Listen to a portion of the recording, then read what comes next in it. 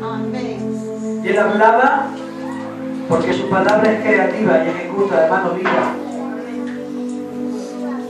Dicen, parafraseando algunas frases célebres que ya existen, de que su palabra fue sembrada en la nada, y dice la Biblia que se originó un gran universo. Pero la palabra del Señor dice que al principio creó Dios y dijo. Su palabra es tan santa y tan pura, hermanos, que el propio salmista dijo que su palabra era lumbrera a mi camino. Su palabra, hermanos, es como la lluvia temprana y tardía. Dice que la palabra de Dios es como el refrigerio para los huesos. Amén. Es medicina para el alma. Amén. Su palabra, hermanos, es tan pura que hubo un profeta que profetizó y estuvo en los labios de ese profeta por mucho tiempo la palabra de Dios. Y dice la Biblia, hermanos, que murió y cayó en un cadáver. Y otro cayó muerto, hermano, en batalla. Y cuando lo golpearon con el cadáver del profeta, dice la Biblia que resucitó, porque no hay lugar ni sitio que no estuvo la palabra que negó rasgo de vida. Porque su palabra es tan santa y tan pura, hermanos, que dice la Biblia que los vientos y las tempestades se le sometían a su palabra. Amén. Su palabra, hermanos, un hogar había destrozado, la sonrisa se la habían borrado de esa casa, la alegría se había esfumado, hermanos, porque una niña de 12 años había fallecido. Imagínense cómo estaba en aquella casa, destrozados. Pero cuando llega allí el verbo de Dios y la palabra de Dios allí, tan solamente con una sílaba, no dijo un sermón de 1 hora, con una sílaba solamente, su palabra dijo, Talita cum, mi niña, a ti te digo, levántate. Dice la Biblia que esa niña se despertó y fue levantada. Y aquel hogar que estaba en catástrofe fue cambiado por medio de su palabra. Su palabra es tan pura y tan santa que había un hombre que había muerto ya hacía 4 días. Hermanos, había entrado en el tiempo de la descomposición. Según los costumbres judías, lo vendaban de los pies a la cabeza, lo metían en un semisótano, hermanos, más para abajo del suelo, y lo sellaban con una piedra en el sepulcro. Ya habían pasado 4 días, no había creencia, ni médico, ni medicina que pudiera levantar a aquel hombre, hermanos, de la muerte. Pero dice la Biblia, hermanos, que estando en ese estado de descomposición, llegó Jesús allí, la esperanza ya no había ninguna. Incluso la hermana de aquel hombre llamado Lázaro le dijo, si hubiera estado antes aquí mi hermano no hubiera muerto, como diciendo, ya es imposible, ya se ha desvanecido nuestra esperanza, pero donde llega la palabra hay esperanza. Y dice la Biblia que Jesús se puso delante del sepulcro y dijo, Lázaro, ven fuera, y la sonda de su palabra llegó a aquel sepulcro frío. Y yo digo que por medio de esa palabra que fue llegando a aquel sepulcro empezó a coger temperatura. El sepulcro, hermanos, la palabra entraba al sepulcro y fue llegando a aquel cuerpo descompuesto, y el cuerpo que estaba descompuesto empezó a recomponerse. Entró su palabra por oído externo, medio e interno, le dio orden al espíritu y al alma. Y aquel hombre abrió los ojos y fue resucitado por medio de su palabra. Esa palabra ha llegado a las viviendas. No tengáis esperanza. No penséis en un sueño que fue sepultado y ya no tienes esperanza. Te digo la mentira de su palabra por hacer resucitar aquel sueño que sepultaste. Escucha, que esto es una palabra, hermanos, y yo no soy de circo, es la primera vez que lo voy a usar en un púlpito, pero esto es una palabra profética para ti que estás ahí. Hay un sueño que los hombres te han sepultado y el propio demonio ha enterrado tu sueño, pero hoy su palabra te dice que lo que el demonio le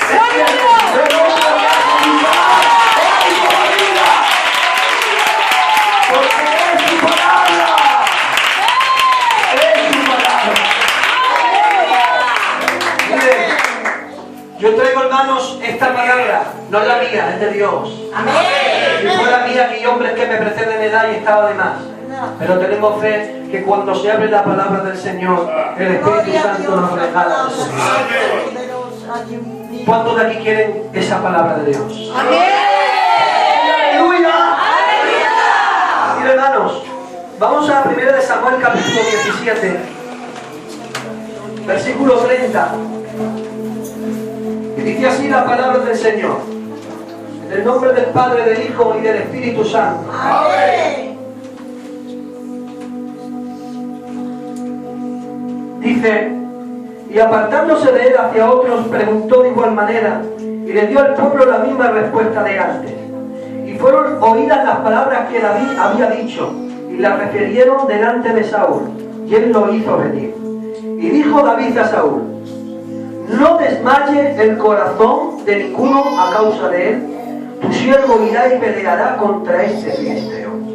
Y dijo Saúl a David, no podrás subir contra aquel filisteo para pelear con él, porque tú eres muchacho y él un hombre de guerra desde su juventud. David respondió a Saúl y dijo, tu siervo era pastor de ovejas de su padre, y cuando venía un león o un oso y tomaba algún cordero de la manada, salía yo tras él, lo hería, lo libraba de su boca, y si se levantaba contra mí yo le echaba mano de la quijada y lo hería y lo mataba. Fuese león o fuese oso, tu siervo lo mataba. Vamos al 37, dice, y añadió David, Jehová me ha librado de la garra del león y de la garra del oso, y también me librará de la mano de este filisteo. Y dijo Saúl a David, ven y Jehová esté contigo. Amén. Vamos a tomar asiento, gloria a Dios. Amén. Amén.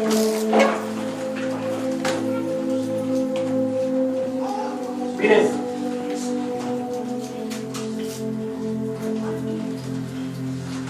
se ha predicado muchísimo, se seguirá predicando de David y de Goliat, pero siempre Dios tendrá algo que decirnos y aplicarnos nuevo a nuestra vida. Amén. Hemos leído, hermanos, un suceso de la adolescencia del rey David, que posteriormente luego fue el rey, un joven de futuro, una promesa para Israel. Y dice la Biblia, hermanos, que allí había una situación. Allí había una situación. ¿Cuál era la situación? La situación era que había un hombre de 2,80 metros que durante 40 días, por la mañana y por la tarde, 2 veces en el día, se ponía en medio del campamento de los filisteos, entre medio del campamento de los filisteos y en medio del campamento de Israel, y traía palabras de desánimo. Traía palabras, hermanos, en las cuales eran como una sentencia para Israel. Y decía, si hay alguno de los escuadrones de Israel que pelee hoy conmigo, dice, que salga, porque yo hoy lo mataré y su comida será la comida de las aves del cielo. Es decir, por la mañana y por la tarde. Es decir, cuando se levantaban por la mañana aquella familia israelita, lo primero que sonaba no era el despertador, porque ni existía, era la voz de aquel hombre, hermanos, de 2,80 metros, diciendo que iban a matar a uno de ellos. Pero cuando llegaba la hora de comer pasaba lo mismo. Le daban la comida, así lo dice la Biblia, y decía, desafiaba y los amenazaba. Imagínense el oprobio que había en Israel. Había un oprobio tremendo por la mañana y por la tarde, y no había nadie que hiciera nada. Esa era la pena. Nadie hacía nada. Y dice la Biblia, hermanos, que allí había un rey llamado Saúl, con su ejército, con fama de que ganaba batallitas, con un cetro, con una corona, posicionado, pero tampoco hacía nada, estaba esperando que alguien viniera. Y había un oprobio tremendo. Esa era la situación. fue el origen? Porque toda situación presente tiene un origen. Si yo hoy estoy casado con aquella mujer llamada Lucío, es porque en un origen, en un pasado, me llegué a ella y me dijo que sí, después de muchas veces que me dijo no. Y a mí. Fui pesado. Quiere decir, hermanos, que toda situación presente tuvo un origen. Y hay personas, hermanos, que hoy tienen una situación porque tuvo un origen, el del pasado. Esta situación tenía un origen. ¿Cuál era el origen? Y ahí, hermanos, porque no quiero tardar mucho en la introducción. El origen era, hermanos, que Israel tenía una teocracia, tenía un gobierno de Dios por medio de la boca de los profetas. Por medio, hermanos, de los profetas y del sacerdocio, Dios tenía un gobierno a Israel. Pero Israel, dice la Biblia, como todos sabemos, que quieren un rey. Es decir, no se origina ese deseo en el Dios, sino que se origina en el pueblo. Y el pueblo, hermanos, viene con una petición ante Samuel y dice: oye, queremos un rey como las demás naciones, no vamos a ser menos. Pero tenía una teocracia. Claro, y en la teocracia, ¿qué pasaba? Pues la teocracia, hermanos, pasaba que yo me acuerdo en una situación, estando Moisés, que se levantó Moab y Amón y muchas tribus en contra, y siempre venía, hermanos, un profeta y decía: no preocuparos, que Jehová peleará por vosotros. Ese era la teocracia y los beneficios que tenía Israel. Pero Israel quiere un rey que los mime, un rey que a su forma, un rey que le gobierne según sus principios. Y entonces se lo dicen a Samuel, y Samuel coge la lepra del siglo y se mete en su cámara secreta y le tiene que decir: Dios, chacho, que no te han desechado a ti, que me han desechado a mí. Pobre de aquel que, porque Dios no tenga en su misericordia, en un lugar preeminente se cree que Él gobierna. Tú no gobiernas, que gobierna Dios. Amén. Pero tú vas a decir: que me han desechado a mí. ¿Quieres rey? Dáselo. Y dice la Biblia que le dan el rey que Israel le pide. Claro, ahora le piden un rey, han desechado a Dios. Ahora se levanta un hombre de 2,80 metros. Pues ahora que se aplique la ley de la guerra. La ley de la guerra en la antigüedad era que el rey tenía que pelear el primero cuando estaba en amenaza el país.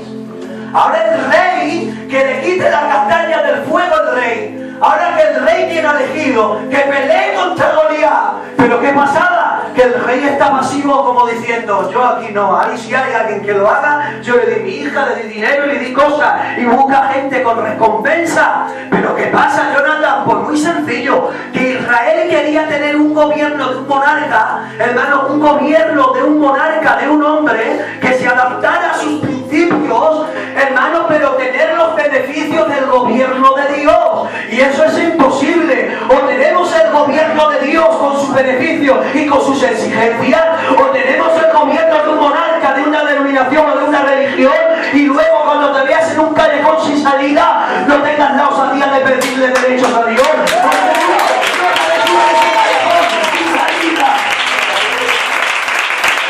Pero a menos mal que Dios está con nosotros y no tiene culpable. Oye, no busques culpable de tu situación, porque en el origen fue, hermanos, un desarrollo amargo. Hoy te dice Dios que no buscas culpable, ni tú ni Dios tampoco busca culpable. Es tiempo de buscar solución, y Dios buscó a una persona de solución, y ese hombre fue David.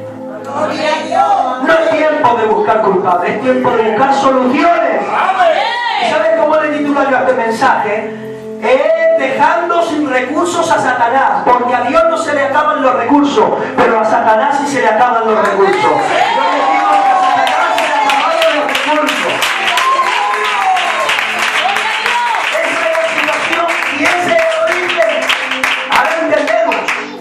Ahora dice la Biblia, hermanos, que allí manda un hombre llamado David, que era un adolescente, y le dice a su padre Isaí, dice: ve y mira a tus hermanos y dale estos alimentos. ¿Vosotros queréis dejar sin recursos a Satanás? Yo con la Biblia te voy a dar una instrucción para dejar sin recursos a Satanás. ¿Lo quieres, sí o no? Bueno, el primero es que el padre le dice: mira, ve y mira a tus hermanos y mira a ver cómo están. Y dice: le das tu pollo, las cosas, y luego te vienes. Y dice la Biblia, hermanos, que él hace caso. David se va allí al campamento y ve aquello. Ve a sus hermanos, pero también se percata del peligro. Y le da unos panes y unas cosas. Y dice la Biblia que tiene visión y con la visión vio a aquel hombre de 2,80 metros. Y escuchó a Goliat decir aquellas palabras. Atención, el primer punto es de que aquel hombre no atemorizaba su altura. No, porque Saúl también era alto, Lo que atemorizaba a aquel hombre, el arma letal de Goliat, no era su altura y su fortaleza. Era el mensaje que soltaba y todo el mundo ponía oído al mensaje. 40 días escuchando mensajes del enemigo y nadie se tapó los oídos. Cuando escuchamos mensajes diabólicos estamos propensos a la vulnerabilidad, hermano, de caer o, mejor dicho, de debilitarnos y de fracasar. Por eso cuando David llega allí no quiere escuchar a Goliat, sino dice: quiero que el rey me escuche, yo quiero hablar con el rey. Mientras que unos quieren escuchar al enemigo, otros quieren hablar con el rey. ¡Amén! Amén. Muy bueno. Y entonces, hermano, dice la Biblia que manda unas palabras, pero entre eso se levanta un hermano mayor y le dice, un hermano mayor, Aliá, y le dice: pues conocemos la soberbia de tu corazón, David. Primer punto que he dicho. El primer punto que he dicho, hermanos, es no escuchar los mensajes negativos ni diabólicos. Amén. ¿Sí o no? Amén. No escuches. Cuando te vengan con un mensaje de desánimo y dice: mira, para desanimar ya está el diablo, tú anímame. Amén. Amén. ¿Sí o no? Amén. El segundo punto es de que Goliat le dice: David, ay, qué malo eres. Actualmente. Eres malo y conozco la soberbia de tu corazón. ¿Y qué has venido aquí? ¿A qué has venido? Vete con la soberbia. Déjanos tranquilos. Le levantó un falso testimonio, porque era mentira eso. Él fue a obedecer a su padre y a darle unos alimentos. Pero lo juzga delante de todo el mundo su hermano mayor y le levanta un falso testimonio. Atención aquí. Le levantó un falso testimonio. Se podía remeter contra él. Y como eran hermanos, se conocen todas las cosas de la casa. Si me mientras que hay un enemigo que nos está amenazando, me voy a poner yo a discutir contigo. Sabía y definía quién era su enemigo, aunque en el presente había un hermano que lo estaba acusando y sacando falso testimonio, aún así tenía la capacidad de saber que era su hermano, y el otro que todavía no había hecho nada sabía que era su enemigo. Tenemos que tener bien definido cuál es nuestro enemigo. Nuestro enemigo, nuestro hermano que choque con él, nuestro hermano que a veces no lo entienda, nuestro hermano que a veces, hermano, se falle, hermano, que a veces se critique, no es tu enemigo, sigue siendo tu hermano. ¡Gloria a Dios! Y David lo demostró toda su vida. ¿Sabe qué en el capítulo del Salmos dice? ¿Cuánto se han multiplicado mis adversarios? Muchos son los que se levantan contra mí. Siento a Dios en esta tarde, en esta noche. Dice en el capítulo 3: ¿cuántos se han multiplicado mis adversarios? David, tú te pones a clamar en tu cámara secreta con Dios, que es que tienes miedo. No, estamos penoso y triste. Porque se han multiplicado muchos mis adversarios. Pero David, pero si tú ya has llegado a ser rey, y cuando era adolescente estamos hablando que mataba a hombres con 2,80 metros.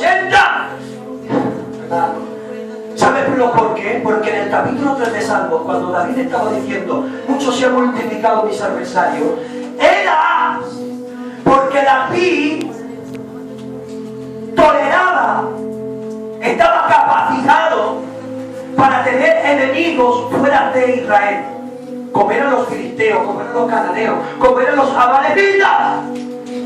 Pero que el propio hijo de él, Absalón, se levantó en contra de él en rebelión y quería usurparle el trono y quería cortarle la cabeza a su propio hijo. Dentro del palacio había un enemigo que quería sumar. Entonces él no altercata con él, sino que se pone de rodillas y dice: Señor, ¿cuántos se han multiplicado mis adversarios? Yo digo: qué penoso, qué triste, que fuera de palacio tengamos enemigos. Está bien, pero que dentro de la iglesia del Palacio llamada iglesia haya hombres que quieran tener enemigos. Creo que está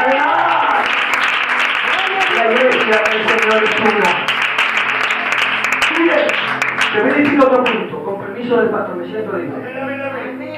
¿Sabes qué dice en el capítulo 3 de Primera de Samuel? Dice que hubo una larga guerra. Una larga guerra. En otras traducciones dice una gran guerra. ¿Entre qué? Dice, entre una nación y otra, no. Dice, entre Saúl y David. De la casa de Saúl y David. Pero si eran dos nada más.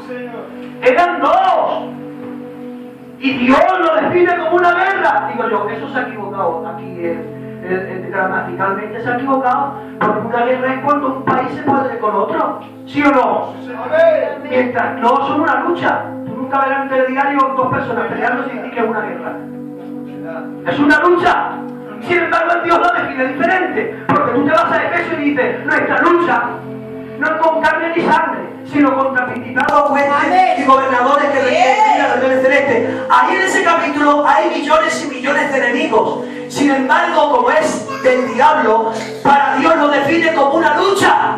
Pero cuando dos del mismo Israel hay una contrahistoria, hermanos, una lucha, para el corazón de Dios es como una gran guerra. Pero cuando peleamos contra los millones de enemigos, para Él es una pequeña lucha. Dios no te llamó a la guerra porque la guerra la ganó a Él, sino te ha llamado a una lucha, a luchar contra los demonios y contra Satanás, hermano. Porque la lucha, hermano, guerra entre hermanos, nadie gana. ¿Saben ustedes lo que pasó? Caín, hermano, mató a Abel, y digo yo, ¿quién ganó? Abel quedó enterrado, Caín quedó errante, y Adán, hermano, quedó con un corazón roto, porque guerra entre hermanos nadie gana, todos pierden.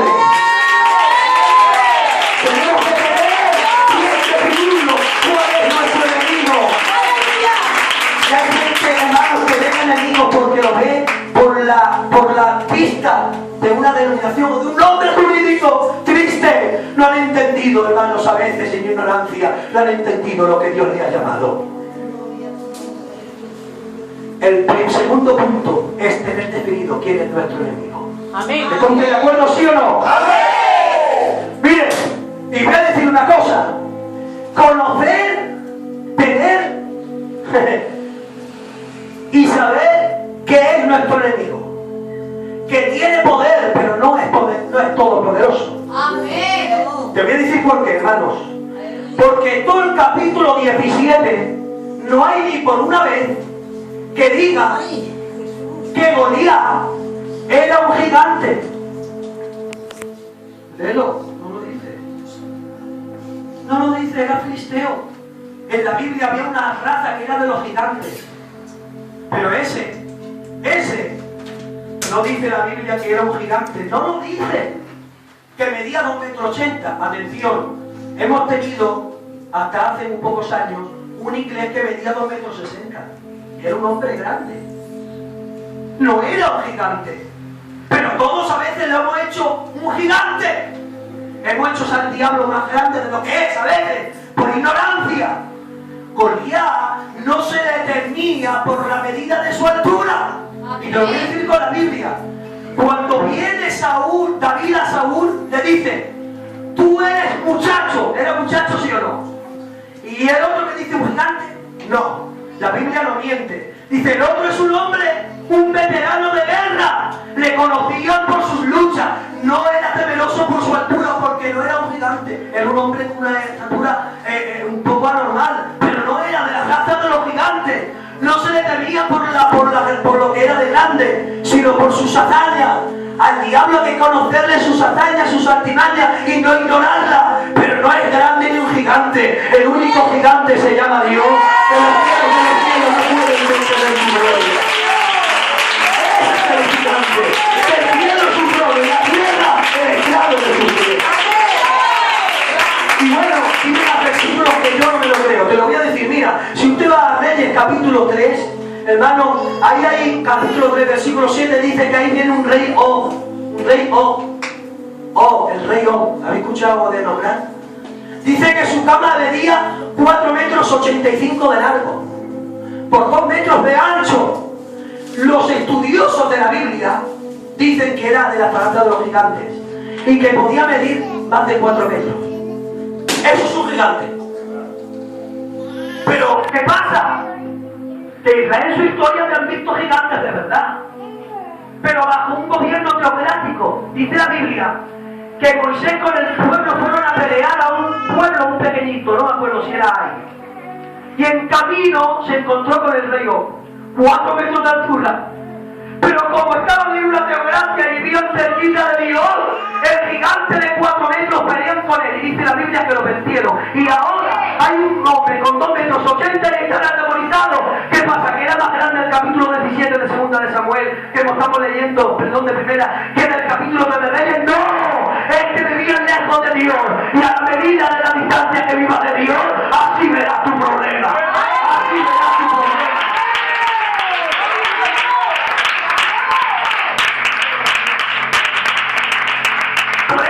Cuando viene, dice, déjame que yo le peleo, que si yo he podido con un oso y con un león, puedo con él. Aleluya, aquí se entiende a Dios hoy. Y se va al número capítulo 13, versículo 33, dice la Biblia que fueron a espiar la tierra y así había gigantes de la raza de gigantes de los hijos de Aná. Y dice la Biblia, hermanos, que cuando vinieron no mintieron, solamente que uno vino con un corazón dispuesto y otros amedrentados. Dijeron la verdad los dos, dijeron unos, los 10 dijeron: oh, hay unos gigantes que nosotros en comparación somos como Saltamontes en las costas. ¿Ves? Como había gigantes de 4 metros. Sin embargo, dice la Biblia que cuando llegaron allí, tomaron un fruto de uva, un racimo, un sarmiento. Y dice que era tan grande que lo enrollaron en un palo. Y dice que lo llevaron entre 2. Escucha esto, lo llevaron entre 2. Y cuando llegan ante Moisés, los otros 10 se quedan con el gigante del problema. Pero los otros 2, que yo les voy a poner nombre a los que llevaron el racimo, mientras que los otros que iban luchando, o mejor dicho, discutiendo, qué grandes son, y qué grandes son, y qué grandes son, los otros venían, qué grande es el fruto, qué grande es la bendición, qué grande es la bendición. Porque a la medida de mi gigante hay la medida de mi bendición. Que las cosas negativas para luchar hay que quedarse por lado. Una vez en la medida del gigante grande, o una vez en la medida de la bendición que tienes para ti. Y de esa vivienda nos quedamos con la plenitud de la bendición de Dios. Te digo una cosa, hermano Manuel, no miras la inmensidad de tu problema. Mira que a la inmensidad de tu problema hay una bendición de la misma medida.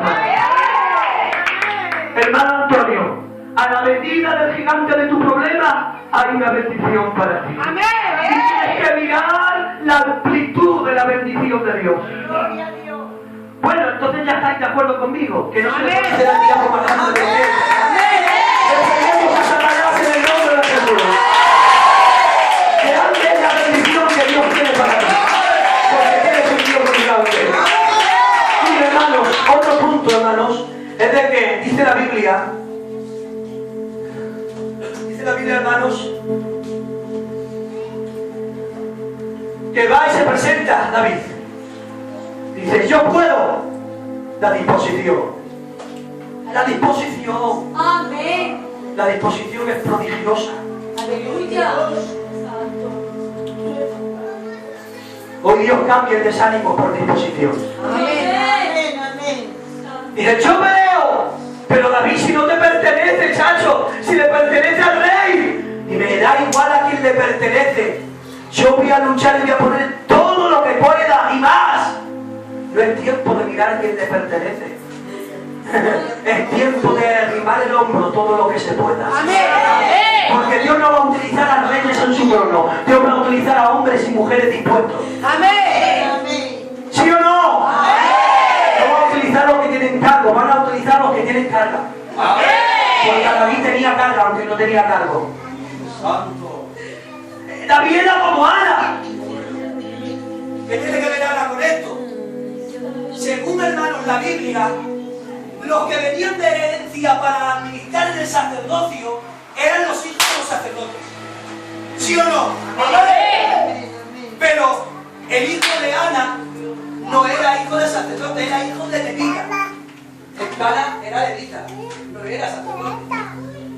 Los hijos, hermanos, del sacerdote Elí eran los que tenían que administrar dentro del templo por herencia.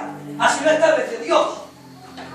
Pero sin embargo ahora Ana viene compungida con su corazón roto y dice: Señor, no me pertenece, le pertenece a los hijos del sacerdote. Dice: pero como sé que, esto lo digo yo, pero es que es por la palabra, pero sé como los hijos del sacerdote no andan bien.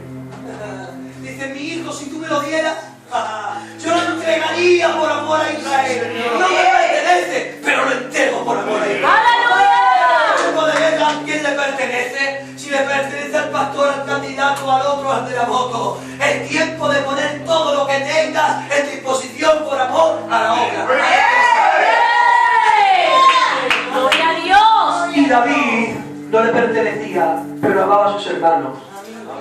Y el amor que tenía a sus hermanos le hizo pelear y luchar. ¿De qué yo voy? Y Reisa lo dijo: pero si tú eres muchachito, chacho. Sí, es verdad que soy muchacho. Dice: pero yo me juego la vida por una oveja. Por una oveja me la juego. Sí, por una oveja estoy peleándome con osos y leones todos los días. Eso no se queda así. ¿Sabes lo que me dijo el Señor? Otro punto para dejar sin recurso a Satanás. Personas estables. Queda, hermano, una oveja. ¿Me puede decir todo qué da una oveja? Lana, ropa, ¿no? Era la ropa pastoril, ropa. ¿Y para comer, sí o no? Mis hermanos, para que dejarme por vía de ilustración, le estaba diciendo Saúl: para comer y para vestir. Me juego la vida todos los días.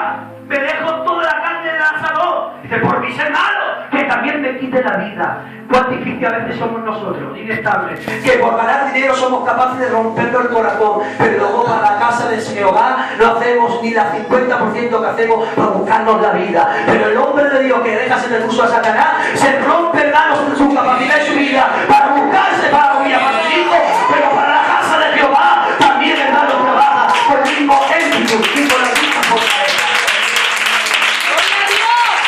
¿Estamos de acuerdo, sí o no? Sea así. La estabilidad. ¿Sí o no? Amén. No quiero ser pesado. Y dice: pues me has convencido. Si te peleas por una oveja, por su hermano te va a volver infiel. Pero qué humildad tenía. Y él decía: si Jehová me da la batalla para ganarme, para comer y para vivir, también me la va a dar para vencer a Goliat. No son méritos míos, sino méritos de Dios. ¿Sabe que el Señor, hermano, me enseñó, me está enseñando muchas cosas, pero me enseñó algo que me quedó marcado en mi vida? Sin importancia, a lo mejor no viene mucho al tema, pero en este punto sí. Escucha bien, el dinero es una cosa espiritual en el cristiano, para los del mundo no, pero para el cristiano sí, debe de ser. Y decirle: si estoy ganando no por mi capacidad, es porque tú quieres bendecirme. Es ser una persona espiritual. Porque yo hubo un tiempo que me ganaba muy bien el dinero, pero hubo un tiempo que no. Escucha esto, que te va a servir, es sencillo. Y no ganaba, y no ganaba, y no ganaba, y entonces yo me rompía delante de Dios. Oh, Señor, Padre, no me tengas así, Señor, dame esto, dame lo otro, que me hace falta. Señor, que tengo que ganar para esto, que yo quiero para esto nada más. ¿Cuántos de aquí no han hecho eso? Dame un trabajo, dame esto. Pero llegó el momento que fui a un empleo, válgame, hice así, le decía: Señor, me hice así, te compro todo eso, por 2 pesetas.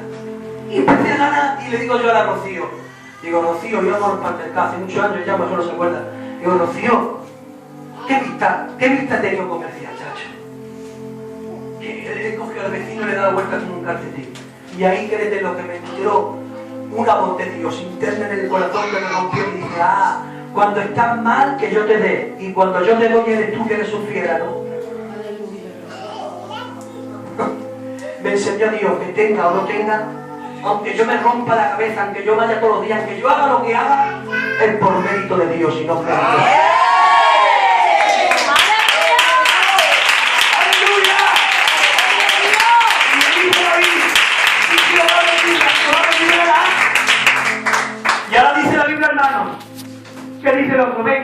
pero me lo tomo de armadura.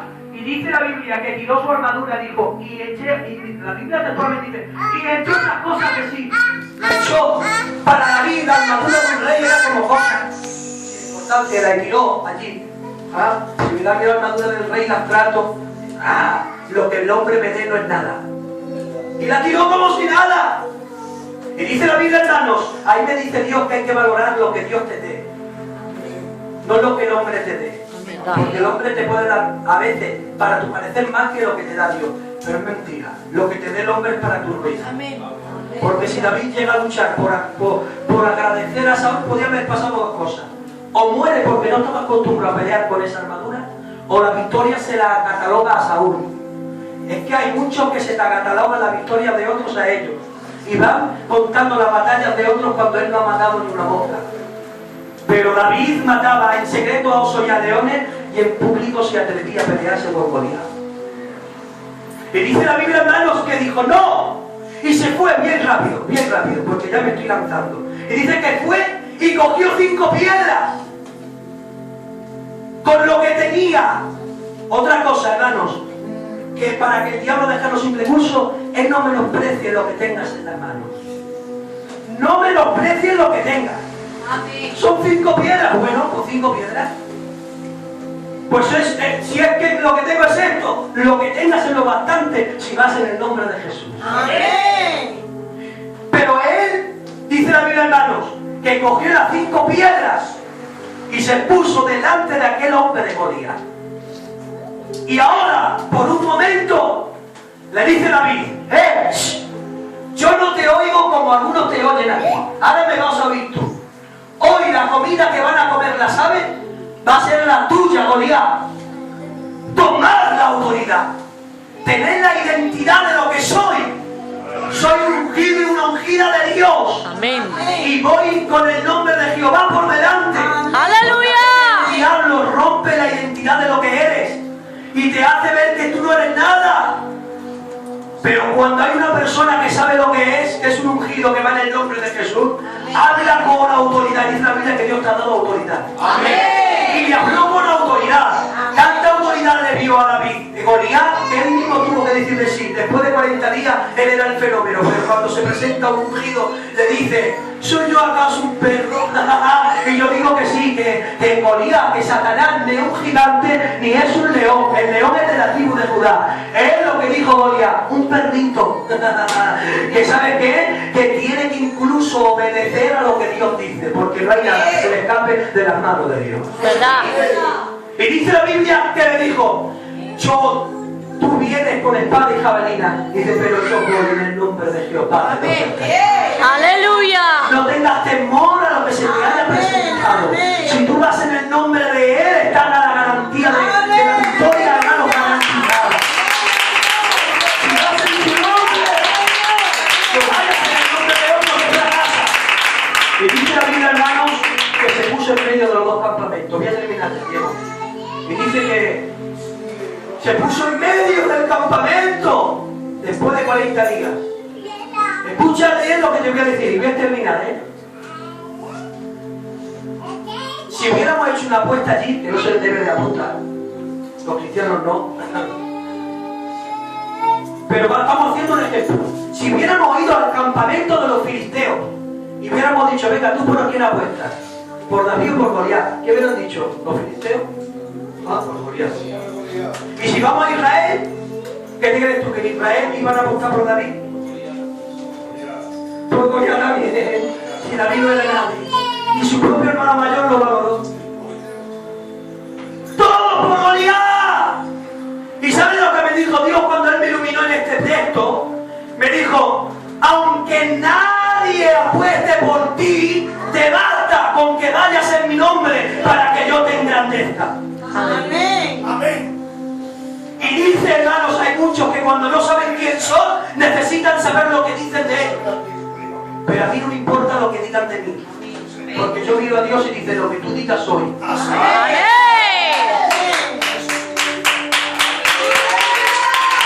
¡Gloria a Dios! ¿Sabes por qué? ¿Sabes por qué Moisés tuvo la valentía? Un hombre llamado Moisés que conocía a uno de los imperios Egipto. Y él conocía de primera mano a Egipto y sabía todo el poder y toda la grandeza que tenía. ¿Saben lo que le hizo a Moisés enfrentarse a un imperio terrible como el Egipto? Cuando se le reveló quién era. Dice la Biblia que cuando se reveló que era hebreo, rehusó a todo y encima se enfrentó a todo. Cuando sabes quién eres, que eres un hijo de Dios, que estás sentado en lugares celestiales, que Dios te ha dado autoridad sobre los demonios, que Dios te ha dicho que estás transformado de gloria en gloria, en triunfo en Cristo Jesús, el Goliat que se levante es un perro, no es nada, y eres capaz de luchar, enfrentarte y pelear. Aunque nadie fuese por ti. Y dice la Biblia que tiró la primera piedra. ¡Pum! ¡Qué puntería! Le dio la cabeza y se cayó. Yo me creo allí, yo no estaba, pero seguro que allí le dieron unos aplausos a todo el mundo, todo Israel. Unos aplausos terribles. Y yo de David, a lo mejor que me da la vuelta y me le he dicho, ya arranca el aplauso. He tambaleado el problema. Me dejé lo que ya ha quedado bien. Pero David no era un arranca aplauso. El aplauso lo arranca cualquiera con cualquier pedrecita y canta y predicación. Pero el que mata a David es que en secreto se integró matando a los leones. Y en público no tira solamente la piedra lo que tiene en sus manos, sino que el final no es la piedra, es usar la Biblia, es usar la espada. Y dice la Biblia que se acercó a él, cogió la espada de Goliat. Y ahora quiero hacer un paréntesis. ¿Qué pesaba más, la espada de Saúl o la espada de Goliat? Decírmelo. La espada de Goliat pesaría igual que toda la armadura, pero la armadura de Saúl no estaba en la voluntad de Dios y no podía casi caminar con ella. Pero lo difícil, lo casi imposible, por el peso, digo, de la espada de Goliat era llevar un adolescente, pero como estaba dentro de la voluntad de Dios, les fue posible hacerlo, porque las cosas fáciles fuera de su voluntad que se harán muy difícil hacer, pero dentro de su voluntad siempre será fácil, aunque lo veas muy difícil, muy fiero a Goliat. Y los problemas que se levanten en una iglesia como ministerio de hablo y como oveja, será difícil aparentemente aplicar la espada de la palabra, pero atención, hazlo, porque será el que venza, el que corte la cabeza, y el que solucione, y el que llegue la victoria a tu vida, a tu iglesia y a tu ministerio. Y dice la Biblia que le cortó la cabeza, y cuando le cortó la cabeza, entonces sí murió David.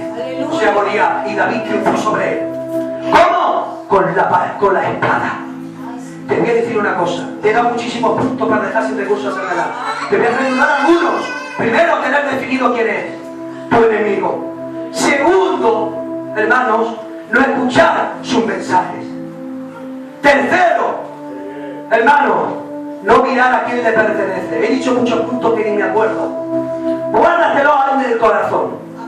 Pero hay otro, hermano, que quiero que te guardes. Y es que dice la Biblia que a veces Goliat lo veía todo el mundo.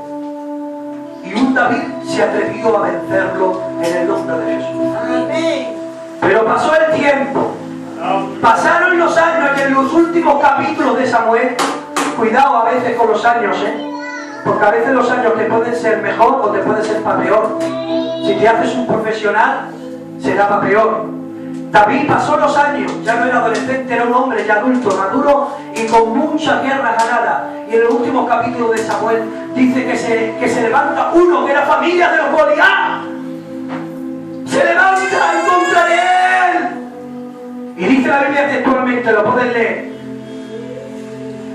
que se debilitó aquel Goliat invisible que nadie veía, inesperado. ¡El secreto! El Goliat secreto, porque los Goliat públicos, cualquiera que vaya en el nombre de Jesús lo vence. Pero los secretos hay que estar muy atento, muy íntegro delante de Dios. Lo digo, hermanos, de experiencia. Todos tenemos un Goliat secreto. Invisible para los hombres, pero visible para ti. Gracias a Dios que es visible para ti. Y empezó a pelear con él. Y dice la Biblia que casi lo mata con la espada aquel hombre que se esperó inesperado. Es que hay problemas a veces internos en casa, en familia, en persona, que nadie ve, que son los que casi nos vencen. Pero dice la Biblia que se levantó Abisai, fue Abisai creo, y Y dice que peleó y amplió su hombro delante de él. Y dice que peleó contra aquel que iba a matar a David. Y dijo, ¡ay! Casi desvanece la lámpara de Israel. Te digo una cosa, no sé si se ha hecho fuerte el Goliat con los años. Es inesperado que tú no esperabas ese problema, esa cosa que se ha levantado en contra de ti. Pero a ti hoy no te va a salir una Abisaí, pero te sale un hombre que venció en la cruz del Calvario, que te ha dado autoridad. Nombre de Jesús de Nazaret, y te dice que todo lo puede, que Él está contigo. No te atemorices ni ante los públicos ni ante los inesperados. Eres un vencedor. De vencedor, eres un victorioso. De victorioso, eres la luz del mundo. ¿Y saben ustedes, hermanos, que las tinieblas no tienen existencia propia? Las tinieblas es la ausencia de la luz. Es decir, que tú presentándote como luz, vences a las tinieblas. Te voy a decir una cosa, hermanos. Con esto termino. Es un ejemplo un poco así vulgar, pero me viene al mensaje. Yo soy así científico. ¿Saben ustedes? ¿Ustedes quieren vencer a todos los problemas grandes que tengan? ¿Sí o no? Escucha esto, parece una tontería, pero te va a quedar con lo que te quiero transmitir. Y cuando salí del colegio, me estaban esperando el que yo, el niño pequeño que de mi edad, que yo había venido y pegado con él, con unos primos así de grandes. Y yo atemorizado me hice el valiente, ¿sabes? Me fui así, estaban aquí de este lado, y me hice así, como diciendo, a ver si hay alguna mirada, y se van corriendo. Pero yo por dentro atemorizado, porque eran más grandes que yo. Y entonces salí del colegio, no miré para este lado, sino que miré para aquel que atestaron y le hice así. Y cogieron por mi sorpresa y salieron corriendo. Y cuando miré a mi derecha, es que estaba mi padrecito al lado. Cuando los enemigos vieron que mi padre estaba a mi lado, y se enfrentaron, se fueron. ¿Quieren que los enemigos huyan? Arríbate a tu padre. Y los enemigos se huirán y los problemas se solucionarán.